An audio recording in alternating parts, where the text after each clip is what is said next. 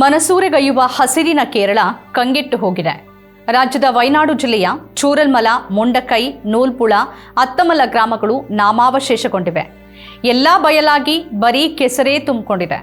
ಭಾರೀ ಭೂಕುಸಿತಕ್ಕೆ ನಿರ್ನಾಮವಾಗಿರುವ ಗ್ರಾಮಗಳಲ್ಲಿ ಅಲ್ಲೊಂದು ಇಲ್ಲೊಂದು ಅನ್ನುವಂತೆ ಉಳಿದಿರುವ ಮನೆಗಳು ಈಗ ಹೇಳ್ತಿರೋದು ಹೃದಯ ಒಡೆದು ಹೋಗುವಂತಹ ಕಥೆಗಳನ್ನ ಮಾತ್ರ. ಘೋರ ದುರಂತಕ್ಕೆ ಬಲಿಯಾದವರ ಸಂಖ್ಯೆ ಆಗಲೇ 350 ದಾಟಿದೆ. ಸಾವಿನ ಸಂಖ್ಯೆ ಮತ್ತೂ ಏರುವ ಅನುಮಾನಗಳಿವೆ. ನೂರಾರು ಮಂದಿ ನಾಪತ್ತೆಯಾಗಿದ್ದಾರೆ. ಕುಟುಂಬಗಳಿಗೆ ಕುಟುಂಬಗಳೇ ಇಲ್ಲವಾಗಿರೋದು ಒಂದು ಕಡೆಯಾದರೆ, ಕುಟುಂಬದವರನ್ನ ಕಳೆದುಕೊಂಡು ಕಣ್ಣೀರ್ ಹಾಕ್ತಿರೋರ ತಬ್ಬಲಿಗಳಾದಂತಾದವರ ತಲ್ಲಣ ಮತ್ತೊಂದು ಕಡೆ.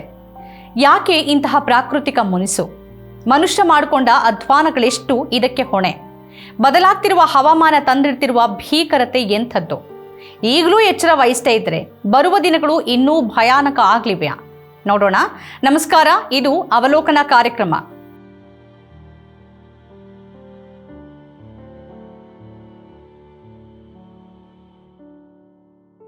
ಕಳೆದ ಮಂಗಳವಾರ ತಡರಾತ್ರಿ ಸಂಭವಿಸಿದ ದಿಢೀರ್ ಪ್ರವಾಹ ಮತ್ತು ಗುಡ್ಡ ಕುಸಿತಕ್ಕೆ ಕೇರಳದ ವಯನಾಡಿನ ಮುಂಡಕೈ, ಚೂರಲ್ಮಲ, ಅತ್ತಮಲ ಮತ್ತು ನೂಲ್ಪುಳ ಗ್ರಾಮಗಳಲ್ಲಿ ಈಗ ಕಾಣಿಸ್ತಾ ಇರೋದು ಪ್ರಕೃತಿ ವಿಕೋಪದ ಕರಾಳತೆಯಷ್ಟೇ. ಊರೆಲ್ಲ ಬರಿದಾಗಿರುವಲ್ಲಿ ಉಳಿದಿರೋದು ಬರೀ ನೆನಪು, ಸಂಕಟ ಮತ್ತು ಕಣ್ಣೀರು.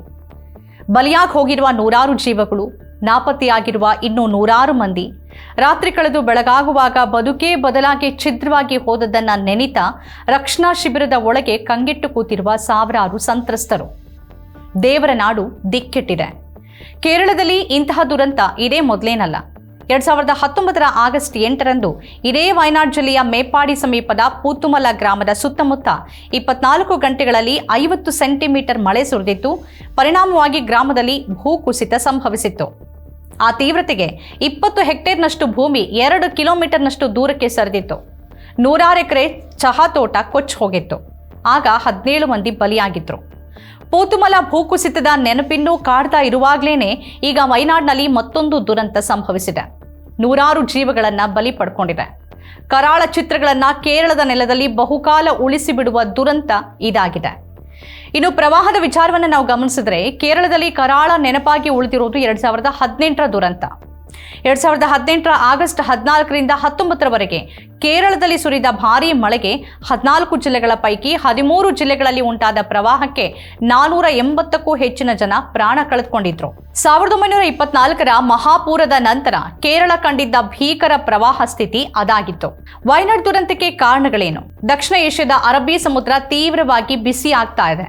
ಹೀಗಾಗಿ ಹವಾಮಾನ ಅಸ್ಥಿರತೆ ತಲೆದೋರತ್ತೆ ಮತ್ತು ಪ್ರವಾಹ, ಭಾರೀ ಮಳೆ, ಭೂಕುಸಿತಕ್ಕೆ ಕಾರಣ ಆಗತ್ತೆ. ಕೇರಳದಲ್ಲಿ ಈಗಾಗಿರೋದು ಇದೆ. ಮೊದಲು ಈ ಸ್ಥಿತಿ ಉತ್ತರ ಕೊಂಕಣ ಬೆಲ್ಟ್ನಲ್ಲಿ ಆಗ್ತಾ ಇತ್ತು. ಈಗ ಹವಾಮಾನ ಬದಲಾವಣೆಯಿಂದಾಗಿ ದಕ್ಷಿಣದ ಕಡೆಗೆ ಅದು ತಿರುಗಿದೆ. ದೇಶ ಹವಾಮಾನ ಬದಲಾವಣೆ ಅನ್ನೋ ಅತ್ಯಂತ ಅಪಾಯದ ಸನ್ನಿವೇಶದಲ್ಲಿ ಸಿಲುಕಾಕೊಂಡಿದೆ. ಈಗ ನೋಡ್ತಿರುವ ಈ ಭೀಕರ ಘಟನೆಗಳು ಇನ್ನೂ ಆರಂಭಿಕ ಹಂತದ ಹವಾಮಾನ ಬದಲಾವಣೆಯ ಪರಿಣಾಮವಷ್ಟೇ. ಈಗಲೇ ಜಾಗರೂಕರಾಗದೆ ಹೋದ್ರೆ ಮುಂದಿನ ದಿನಗಳು ಎಂಥದ್ದಿರಬಹುದು ಅನ್ನೋದನ್ನ ಊಹೆ ಮಾಡೋದಕ್ಕೂ ಕೂಡ ಕಷ್ಟ ಆಗತ್ತೆ. ಲಡಾಖ್, ಬೆಂಗಳೂರು, ಜೋಶಿಮಠ, ದೆಹಲಿ, ಸಿಕ್ಕಿಂ, ಅಸ್ಸಾಂ, ಕೇರಳದಲ್ಲೆಲ್ಲ ಕಾಣ್ತಿರುವ ವೈಪರೀತ್ಯಗಳು ಹವಾಮಾನ ಬಿಕ್ಕಟ್ಟಿನ ಪರಿಣಾಮಗಳೇ ಆಗಿವೆ. ಈ ಹಿಂದಿನ ವರ್ಷಗಳಲ್ಲಿ ನಡೆದ ಅಧ್ಯಯನಗಳು ಕೂಡ ಕೇರಳದಲ್ಲಿನ ಈ ದುರಂತಕ್ಕೆ ಹವಾಮಾನ ಬದಲಾವಣೆ, ಅರಣ್ಯ ನಾಶ ಮತ್ತದು ಸೂಕ್ಷ್ಮ ಪ್ರದೇಶ ಆಗಿರೋದೇ ಕಾರಣ ಅಂತ ಹೇಳುತ್ತೆ. ಒಂದನೇದಾಗಿ, ವಯನಾಡಿನಲ್ಲಿ ಅರಣ್ಯ ನಾಶ ಕುರಿತು 2022ರಲ್ಲಿ ನಡೆದ ಅಧ್ಯಯನದ ಪ್ರಕಾರ 1950ರಿಂದ 2018ರವರೆಗಿನ ಅವಧಿಯಲ್ಲಿ 62% ಅರಣ್ಯ ನಾಶ ಆಗಿದೆ. ಇದೇ ಸಂದರ್ಭದಲ್ಲಿ ತೋಟಗಳಿರುವ ಪ್ರದೇಶ 1800ರಷ್ಟು ಹೆಚ್ಚಾಗಿದೆ. ಎರಡನೇದು, international journal of environmental research and public health ನಿಯತಕಾಲಿಕದಲ್ಲಿ ಪ್ರಕಟವಾಗಿದ್ದ ಅಧ್ಯಯನ ವರದಿ ಪ್ರಕಾರ 1950ರವರೆಗೆ ವಯನಾಡಿನ ಒಟ್ಟು ಪ್ರದೇಶದ 85% ಭಾಗ ಅರಣ್ಯದಿಂದ ಕೂಡಿತ್ತು. ಮೂರನೇದಾಗಿ, ಇಸ್ರೋ ವರದಿಯ ಪ್ರಕಾರ ಪಶ್ಚಿಮ ಘಟ್ಟಗಳು ಹಾಗೂ ಕೊಂಕಣ ಪ್ರದೇಶಗಳ ಅಂದ್ರೆ ತಮಿಳುನಾಡು, ಕೇರಳ, ಕರ್ನಾಟಕ, ಗೋವಾ, ಮಹಾರಾಷ್ಟ್ರಗಳಲ್ಲಿನ ಪ್ರದೇಶಗಳ ಪೈಕಿ 0.09 ಚದರ ಕಿಲೋಮೀಟರ್ನಷ್ಟು ಪ್ರದೇಶ ಭೂಕುಸಿತದ ಅಪಾಯವನ್ನು ಎದುರಿಸ್ತಾ ಇದೆ. ನಾಲ್ಕನೇದು, ಸ್ಪ್ರಿಂಗರ್ ನಿಯತಕಾಲಿಕದಲ್ಲಿ 2021ರಲ್ಲಿ ಪ್ರಕಟವಾದ ವರದಿ ಪ್ರಕಾರ ಕೇರಳದಲ್ಲಿ ಭೂಕುಸಿತದ ಅಪಾಯ ಎದುರಿಸುತ್ತಿರುವ ಪ್ರದೇಶಗಳೆಲ್ಲ ಪಶ್ಚಿಮ ಘಟ್ಟಗಳ ವ್ಯಾಪ್ತಿಗೆ ಬರುತ್ತೆ. ಅಂತಹ ಬಹುತೇಕ ಪ್ರದೇಶಗಳು ಇಡುಕ್ಕಿ, ಎರ್ನಾಕುಲಂ, ಕೊಟ್ಟಾಯಂ, ವಯನಾಡು, ಕೋಯಿಕೋಡ್, ಮಲಪ್ಪುರಂ ಜಿಲ್ಲೆಗಳಲ್ಲಿವೆ. ಅಲ್ಲದೆ ಕೇರಳದಲ್ಲಿನ ಭೂಕುಸಿತಗಳ ಪೈಕಿ 59% ಪ್ರಕರಣಗಳು ತೋಟಗಳಿರುವ ಪ್ರದೇಶಗಳಲ್ಲೇ ಸಂಭವಿಸಿವೆ. 5ನೇದು, ಕೊಚ್ಚಿ ವಿವಿಯ advanced centre for atmospheric radar research ಕಂಡುಕೊಂಡಿರುವ ಪ್ರಕಾರ ಹವಾಮಾನ ಬದಲಾವಣೆಯ ಪರಿಣಾಮವಾಗಿ ಹವಾಮಾನ ಅಸ್ಥಿರತೆ ತಲೆದೋರ್ತಿದೆ. ಇದು ದಟ್ಟವಾದ ಮೋಡಗಳನ್ನು ಉಂಟು ಮಾಡೋದ್ರಿಂದಾಗಿ ದೇಶದ ಪಶ್ಚಿಮ ಕರಾವಳಿಯಲ್ಲಿ ಅತೀ ಕಡಿಮೆ ಸಮಯದಲ್ಲಿ ಅತ್ಯಧಿಕ ಮಳೆಯಾಗುತ್ತೆ. ವಯನಾಡ್ ಜಿಲ್ಲೆಯ 4 ಗ್ರಾಮಗಳು ನಾಮಾವಶೇಷ ಆಗ್ತಾ ಇದ್ದಂತೆ ಮನುಷ್ಯಕೃತ ಅಪರಾಧ ಅನ್ನೋ ಆಕ್ಷೇಪ ಮತ್ತೊಮ್ಮೆ ಮುನ್ನೆಲೆಗೆ ಬಂದಿದೆ.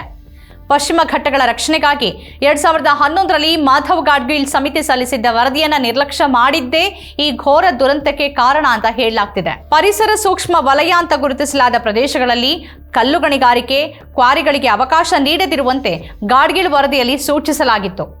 ಈಗ ದುರಂತ ನಡೆದಿರುವ ಮುಂಡಕೈ, ಮೇಪಾಡಿ, ಚೂರಲ್ಮಲ ಸುತ್ತಮುತ್ತಲ ಗ್ರಾಮಗಳನ್ನೇ ವರದಿಯಲ್ಲೂ ಉಲ್ಲೇಖ ಮಾಡಲಾಗಿತ್ತು. ಅದರ ನಂತರ 2013ರಲ್ಲಿ ಕಸ್ತೂರಿ ರಂಗನ್ ಸಮಿತಿ ಸಲ್ಲಿಸಿದ್ದ ವರದಿಯನ್ನು ಕೇರಳ ಸರ್ಕಾರ ವಿರೋಧಿಸಿತ್ತು. ಕೇರಳದ 14 ಜಿಲ್ಲೆಗಳ ಪೈಕಿ 12 ಜಿಲ್ಲೆಗಳಲ್ಲಿರುವ 123 ಹಳ್ಳಿಗಳ ವ್ಯಾಪ್ತಿಯ 13,108 ಚದರ ಕಿಲೋಮೀಟರ್ ಭೂ ಪ್ರದೇಶವನ್ನ ಪರಿಸರ ಸೂಕ್ಷ್ಮ ವಲಯ ಅಂತ ಪರಿಗಣಿಸೋಕೆ ಕಸ್ತೂರಿ ರಂಗನ್ ವರದಿ ಶಿಫಾರಸು ಮಾಡಿತ್ತು. 123 ಹಳ್ಳಿಗಳ ಪೈಕಿ 60 ಹಳ್ಳಿಗಳು ಇಡುಕ್ಕಿ ಮತ್ತು ವಯನಾಡ್ ಜಿಲ್ಲೆಗಳಿಗೆ ಸೇರಿವೆ. ಗಣಿಗಾರಿಕೆ, ಕ್ವಾರಿ, ಮರ ಕಡಿಯೋದು, ಕೈಗಾರಿಕೆ ಸ್ಥಾಪನೆ, ಕಟ್ಟಡ ನಿರ್ಮಾಣದಂತಹ ಚಟುವಟಿಕೆಗಳ ಮೇಲೆ ಹಲವು ನಿರ್ಬಂಧಗಳನ್ನು ಹೇರಲಾಗಿತ್ತು. ಆದರೆ ಅದರ ವಿರುದ್ಧ ವ್ಯಾಪಕ ಪ್ರತಿಭಟನೆಗಳ ಬಳಿಕ 13,108 ಚದರ ಕಿಲೋಮೀಟರ್ ವ್ಯಾಪ್ತಿಯಲ್ಲಿನ 3,100 ಚದರ ಕಿಲೋಮೀಟರ್ ಪ್ರದೇಶವನ್ನ ಪರಿಸರ ಸೂಕ್ಷ್ಮ ವಲಯದಿಂದ ಹೊರಗಿಡಲಾಯಿತು. ಇಷ್ಟಾದ ಮೇಲೂ ಕಸ್ತೂರಿ ರಂಗನ್ ವರದಿ ಜಾರಿಗೆ 2014, 2015, 2017, 2018 ಹಾಗೂ 2022ರಲ್ಲಿ ಹೀಗೆ ಒಟ್ಟು 5 ಬಾರಿ ಕೇಂದ್ರ ಸರ್ಕಾರ ಅಧಿಸೂಚನೆ ಪ್ರಕಟ ಮಾಡಿದೆ. ಆದರೆ ಪ್ರತಿ ಬಾರಿನೂ ವಿರೋಧ ವ್ಯಕ್ತವಾಗಿ ವರದಿ ಜಾರಿ ವಿಚಾರ ಮುಂದಕ್ಕೆ ಹೋಗ್ತಾನೆ ಇದೆ.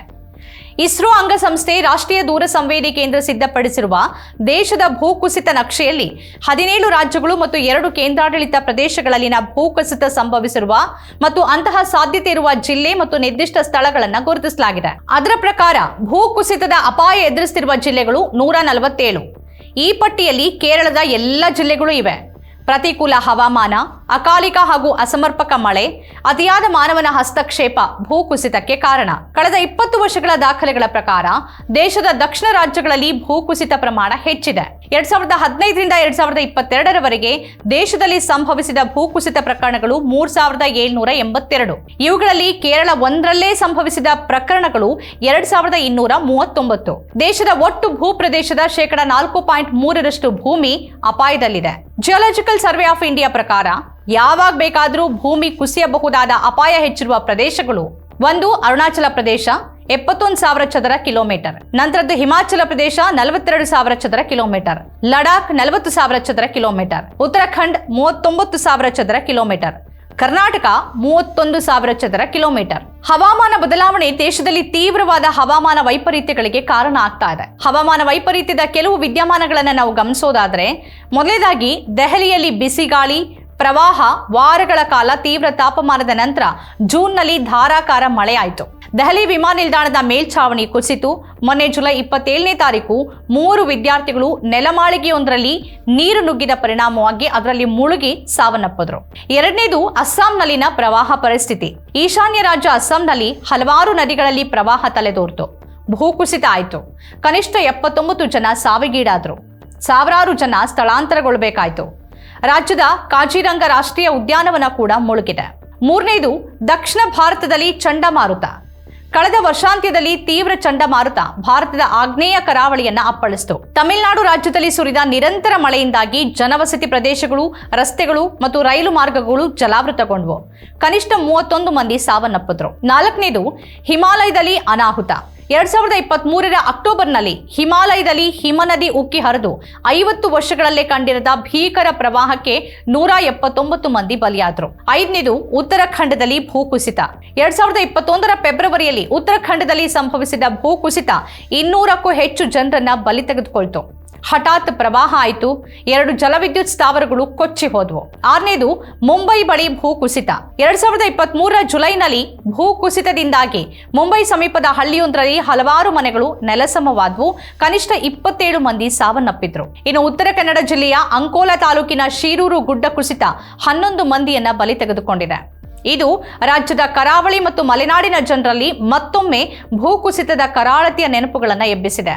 ಭೂಕುಸಿತ ಕರ್ನಾಟಕದಲ್ಲೂ ಗಂಭೀರ ಸಮಸ್ಯೆಗಳಲ್ಲಿ ಒಂದಾಗಿದೆ. ಪಶ್ಚಿಮ ಘಟ್ಟ ವ್ಯಾಪ್ತಿಯ 7 ಜಿಲ್ಲೆಗಳ 30 ತಾಲೂಕುಗಳಲ್ಲಿ ಪ್ರತಿ ಮಳೆಗಾಲದಲ್ಲೂ ಭೂಕುಸಿತ ಆಗತ್ತೆ.